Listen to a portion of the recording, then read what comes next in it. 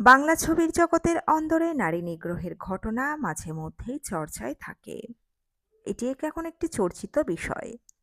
সেরকমই এই অভিযোগে বিদ্ধ করা হয়েছিল অভিনেতা জয়জিৎ বন্দ্যোপাধ্যায়কে। অভিযোগের কাঠগড়ায় দাঁড় করানো হয়েছিল তাকে। এই অভিযোগের ধারা অব্যাহত ছিল বেশ কয়েকবার। তথ্য প্রমাণ সহ সহযোগে অভিনেতার বিরুদ্ধে আনন্দবাজার অনলাইনের কাছে মুখ খুলেছিলেন নির্যাতিতা মডেল। কি ঘটেছিল বিস্তারিত জানাবো প্রতিবেদনে। বন্ধুরা, চ্যানেলে নতুন হলে চ্যানেলটি সাবস্ক্রাইব করে রাখতে পারেন ও ভিডিওটি শেয়ার করতে পারেন। কি অভিযোগ ছিল ওই মডেলের? অভিযোগকারীর দাবি, বছর 3 আগে অভিনেতা নিজে ফেসবুক মেসেঞ্জারে যোগাযোগ করেন তার সঙ্গে।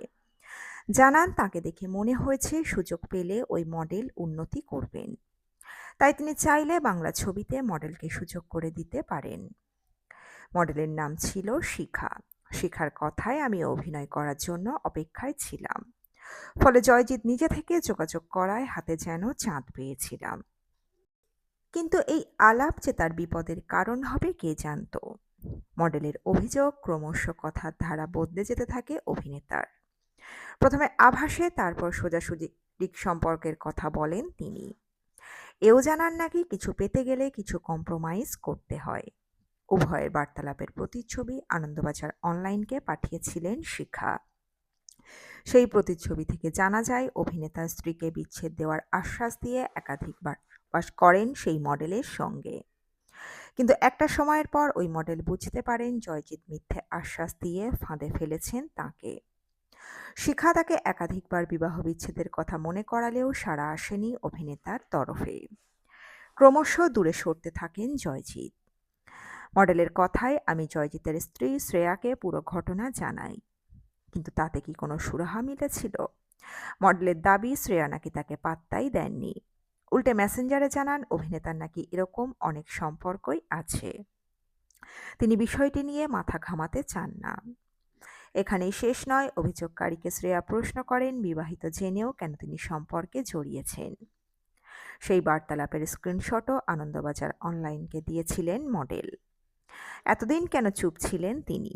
প্রশ্ন রাখতেই মডেলের জবাব, এখনও এই ধরনের ঘটনায় সমাজ মেয়েদের দায়ী করে, অভিযোগের আঙুল তোলে তাদের দিকে, যার জেরে কালিমালিপ্ত হয় ওই মেয়েটি। পুরুষের গায়ে মালিন্য স্পর্শ করে না, তাই বলতে চেয়েও বলতে পারিনি। এও জানান এমন স্বামীকে স্ত্রী সমর্থন করছেন কিভাবে। নালিশ জানালেও ন্যায় পেতেন কি? স্রেফ প্রমাণের অভাবে দোষী বুক ফুলিয়ে ঘুরবে তা সহ্য করতে পারেননি তিনি। তাই নিজের সঙ্গে ঘটে যাওয়া অন্যায়ের বিচার চেয়েছিলেন।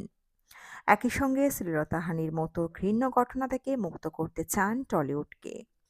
সত্যি কি এরকম কিছু ঘটিয়েছিলেন জয়জিৎ? জানতে আনন্দবাজার অনলাইন যোগাযোগ করেছিল অভিনেতার সঙ্গেও।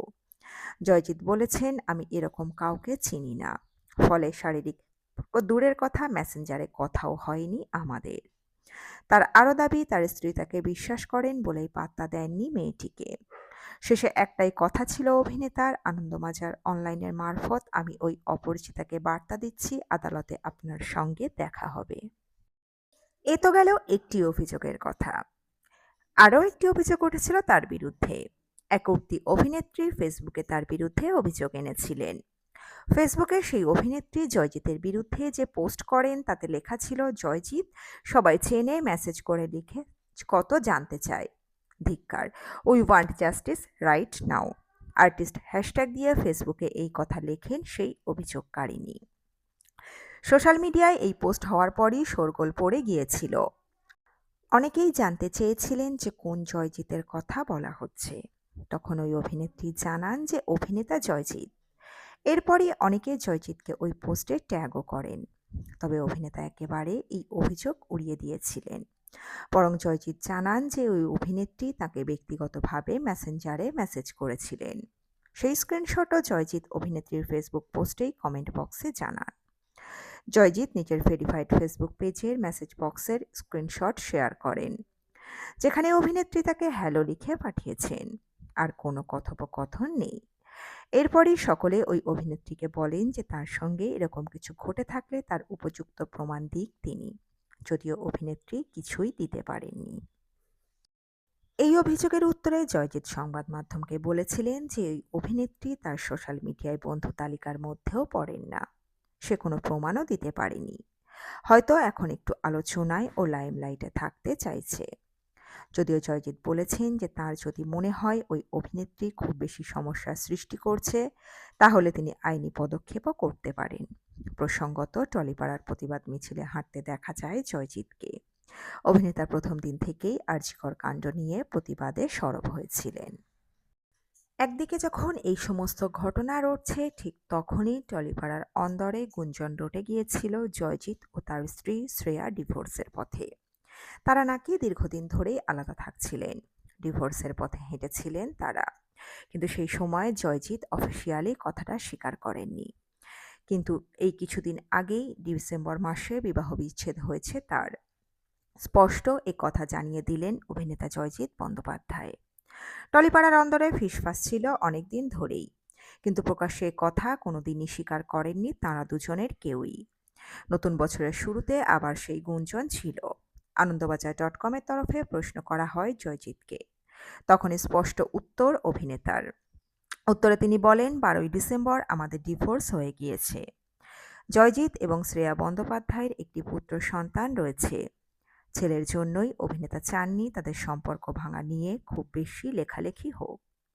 অভিনেতা বললেন, 2 বছর ধরে আমরা আলাদা ছিলাম। এখানে কারো প্রতি কোনো রাগ নেই, হিংসা নেই। দুজনে যৌথভাবে সিদ্ধান্ত নিয়েছি বিয়েটা ভাঙার। আমার মা বাবাই বড় করেছে আমাদের ছেলেকে। তবে যশজিৎকে বলেছি, আমার প্রতি ওর যেমন দায়িত্ব কর্তব্য রয়েছে, মায়ের প্রতিও সমান দায়িত্ব কর্তব্য রয়েছে।